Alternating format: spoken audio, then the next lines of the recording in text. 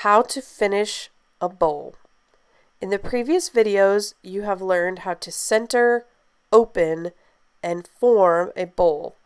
This particular video is how to finish the top or the lip of a bowl. I have a small piece of very soft leather in my hand that I have been soaking in water. I am very carefully slowing down my wheel and using this piece of leather to smooth and compress the edge or the lip of the bowl while using my left hand to support the shape, because this bowl or this clay is very, very soft and could fall down at any minute, so I'm trying to be very careful.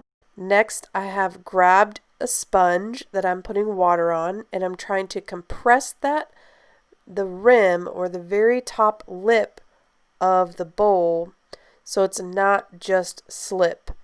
So it's nice and dense and doesn't chip easily. Next, I grabbed a smoothing rib that I'm using to help smooth out or recenter the bowl.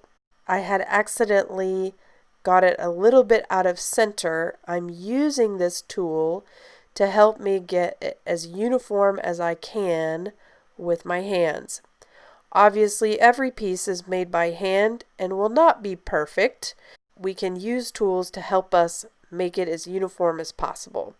So again, I have that little tiny piece of leather or chamois that's been dipped in water, and I'm removing slip from the edge of that while compressing it to make it nice and smooth and functional in the kitchen. Next, I'm going to take a dry sponge and smooth it against the inside edge of the bowl, trying to remove any excess water to help with even drying. I've got a trimming tool that I'm going to use to try to take a little of the excess clay out from around the bottom edge of the bowl. I still need to leave it fairly thick down there to help support the bowl while it's drying, but this will help save me a little work when I get to the trimming stage. Then I'll take a wet sponge, and I usually clean off the plastic bat before cutting the bowl off of it. I do this to help get a nice clean cut before using my wire tool.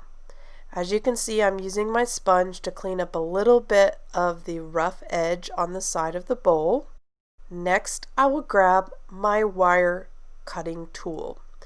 I wrap it around one hand, then the other, and very carefully slice through the bottom edge of the bowl, being careful not to cut through the bottom of it. Then I'm going to set this piece off to let it slowly dry for at least a day before flipping it over and letting it dry further until it gets to the leather hard stage, which is when we trim. We trim off the excess off the bottom of the bowl. Thanks for watching.